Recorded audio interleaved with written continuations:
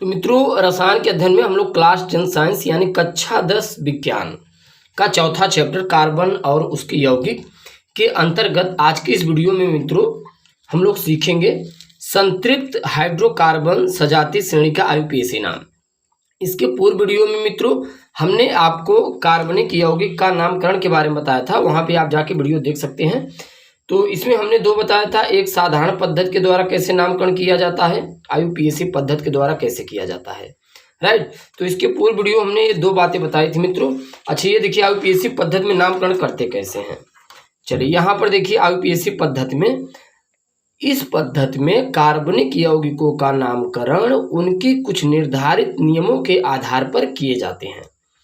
अब मित्रों ऐसे कौन कौन से नियम है जो आयुपीएसी पद्धति में निर्धारित नियम के अनुसार किए जाते हैं, जो आपको सबसे मित्रों महत्वपूर्ण है आपको सीखने के लिए। यहाँ पर देखिए, अगर किसी कार्बनिक यौगिक में कार्बन की संख्या 1 होती है तो इसे मेथ कहते हैं या मोनो कहा जाता है। कार्बन की संख्या 2 होती है, एथ कहा जाता है या डाई कहा जाता है, या कहीं कहीं बाय द वे कुछ और चीजें जब 2 होती हैं तो उन्हें बाई कह देते हैं।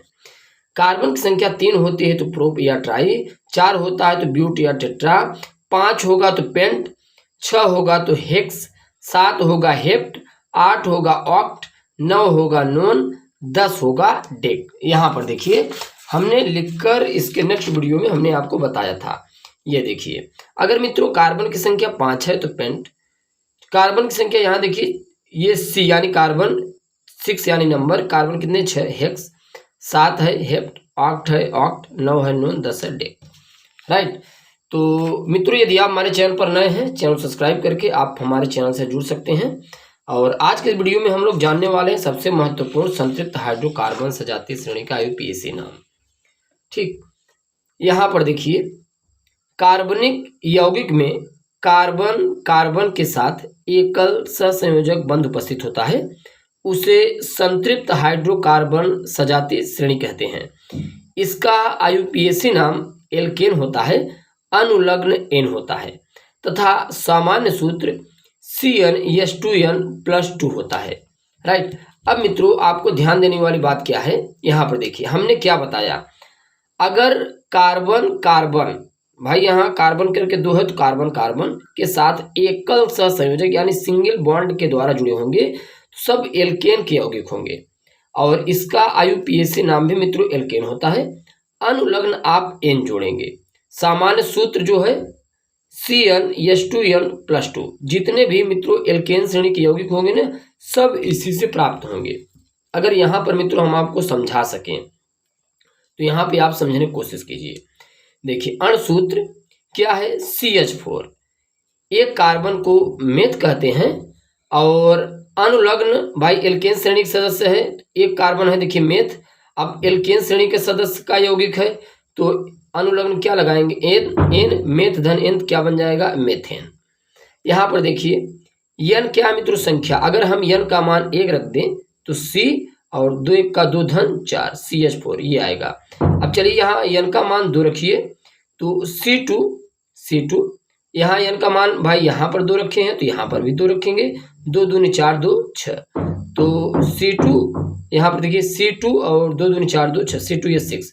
भाई 2 कार्बन है, 2 कार्बन को एथ, और अनुलग्न हमने क्या बताया एन होता है, एन होता है ए यहाँ पर है, यहाँ अंडरलाइन कर दीजिए एन, राइट। यहाँ हमने लिखा मेथ एथ धन एन एथेन। इसी प्रकार अगर यहाँ 3 रखेंगे तो C3H8 प्राप्त होगा। 3 कार्बन को प्रोप कहेंगे, अनुलग्न 1 प्रोप धन एन प्रोपेन। इसी प्रकार अगर संख्या 4 रखेंगे तो C4H10 का यौगिक प्राप्त होगा। अगर 4 है तो ब्यूट, अनुलग्न एन लगाएंगे ब्यूटेन। इसी प्रकार 5 रखने पर C5H12 आता है, पेंट 5 कार्बन को पेंट धन एन क्या बन जाएगा पेंटेन। कार्बन 6 है तो यहाँ संख्या 6 रखेंगे, C6H14 आएगा, तो क्या हो जाएगा मित्रों हेक्स धन एन हेक्सेन। भाई 6 कार्बन को हेक्स कहते हैं। इसी प्रकार 7 रखने पर C7H16 आएगा तो हेप्ट धन एन हेप्टेन। तो इस प्रकार से मित्रों आप डेकेन, अब इसके बाद जैसे अगर 8 रखते हैं तो ऑक्टेन, नोनेन, डेकेन, आगे ये कंपाउंड बनता जाएगा। राइट। अब मित्रों देखिए इसी, अब एक यहाँ पर है हमारे पास, ये भी आपको दिखा दे रहे हैं, ये देखिए C8H18 ऑक्टधनेन ऑक्टेन, C9EH20 नोन धनेन नोनेन, और यहाँ देखिए डेक धनेन डेकेन। राइट। अब मित्रों जो सबसे महत्वपूर्ण बात है, ये देखिए एल्केन श्रेणी का सदस्य है। अब इसी से एल्किल श्रेणी के सदस्य प्राप्त होता है। जैसे ये मेथेन है तो मेथिल कैसे बनेगा, एथेन है तो एथिल कैसे बनेगा, प्रोपेन है तो प्रोपिल कैसे बनेगा, तो हम लोग यहाँ पर जानेंगे। ये देखिए अब यहाँ पर देखिए नोट पॉइंट में क्या कहा गया मित्रों, यहाँ पर देखिए CH4 से CH3 बना, इसका नाम है मेथेन, इसका नाम है मेथिल। अब ये बना कैसे, समझने की आप कोशिश कीजिए।